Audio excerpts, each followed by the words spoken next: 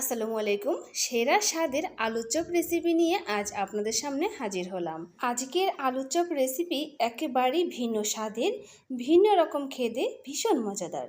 একবার যে এই আলুর চপ খাবে সে কিন্তু বারবার খেতে চাইবে। তো দেখতেই পাচ্ছেন কতটা লোভনীয় হয়েছে, দেখতেও কিন্তু ভীষণ সুন্দর হয়েছে, একেবারে ফুলকো ফুলকো আলুর চপ। তো আশা করি আজকের ভিডিও আপনাদের অনেক ভালো লাগবে, একটা লাইক দিয়ে দেখতে থাকুন।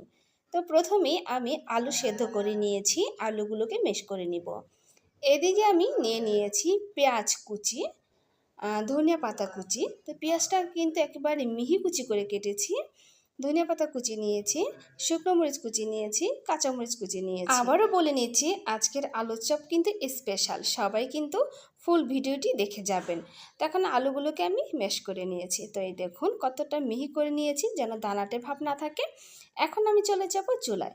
তো চুলায় একটা কড়াই বসিয়েছি, দিয়ে দিলাম পরিমাণ মতো তেল। তেলটা গরম হওয়ার পরে আমি দিয়ে দিচ্ছি পেঁয়াজ কুচি, কাঁচামরিচ কুচি আর শুকনো মরিচ কুচি। ধনিয়া পাতাটা এখন আমি দিব না।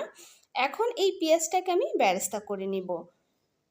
তো আজকে যারা আমার ভিডিওতে নতুন, আমার নতুন বন্ধুদের বলছি, আমার ভিডিও যদি আপনাদের ভালো লেগে থাকে তাহলে অবশ্যই লাইক কমেন্ট শেয়ার করে দিবেন আর সাবস্ক্রাইব করে পাশে থাকবেন। পাশে থাকা বেল আইকনটি অবশ্যই প্রেস করে দিবেন। তো পেঁয়াজের বেরেস্তাটা হয়ে গিয়েছে। এখন আমি ম্যাশ করা আলু আর ধনিয়া পাতা কুচি দিয়ে খুব ভালোভাবে কিন্তু সবগুলো উপকরণ সুন্দর করে মিশিয়ে নিব। আর অলরেডি যারা আমার পাশে আছেন আপনাদের অসংখ্য অসংখ্য ধন্যবাদ। আপনাদের সাপোর্ট পেয়ে কিন্তু এগিয়ে যাচ্ছি।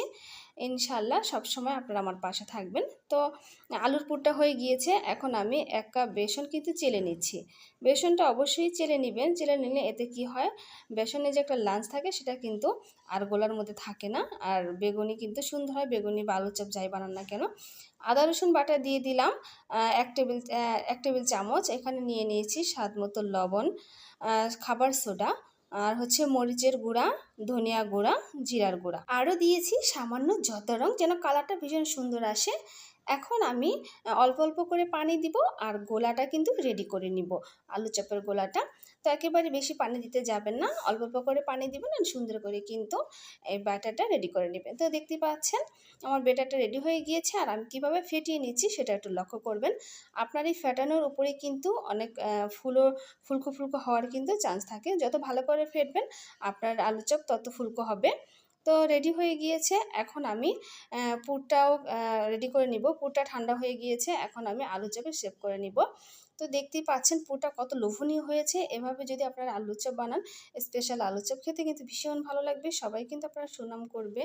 এভাবে আলুটা ভর্তা করে বাগার দিয়ে সুন্দর করে একটা পুর বানিয়ে যদি আপনারা আলু চপ বানান, তো আশা করি আমার আজকের ভিডিও আপনাদের অনেক ভালো লাগবে। আর অবশ্যই একবার হলেও আপনারা এভাবে ট্রাই করবেন। আমরা তো অনেকভাবে আলুর চপ খেয়েছি, এভাবে একবার খেয়ে দেখি যে খেতে কেমন লাগে। আসলে অসাধারণ খেতে, অনেক ভালো লাগে। আমি কিন্তু এটা অনেকবার ট্রাই করেছি, আবার অনেকবার খেয়েছি এই রমজানে। তো আমি হাতে তালুর সাহায্য করে নিচ্ছি, বা শুধু এক হাতেও করা যায়, যার যেভাবে সুবিধা আপনারা সেভাবে কিন্তু করে নেবেন। তো সেম প্রসেসে আমি সবগুলো আলুর পুর কিন্তু আলু চপের শেপ করে নিব। তো দেখুন হয়ে গিয়েছে। এখন আমি বেসনের মধ্যে চুবিয়ে এরপর গরম তেলে ভেজে নিব। তো দিয়ে দিয়েছি। আমি একটা কাঁটা চামচের সাহায্যে দিয়ে দিব, আপনারা চাইলে হাতেও দিতে পারেন। ওইদিকে তেল বসিয়ে দিয়েছি, তেল গরম হয়ে গিয়েছে। এখন আমি আলুর চপগুলো কিন্তু একে একে তেলের মধ্যে ছেড়ে দিচ্ছি। তো খুব একটা কষ্টের কথা, সেটা হলো আমার অনেক বন্ধুরা আমাকে আনসাবস্ক্রাইব করে চলে যাচ্ছেন। তো সমস্যা নেই, যারা আমাকে সত্যি ভালোবাসে তারা কখনো আনসাবস্ক্রাইব করে দিবে না। যারা সাপোর্ট পাওয়ার জন্য আসছে তারা কিন্তু চলে যাবে।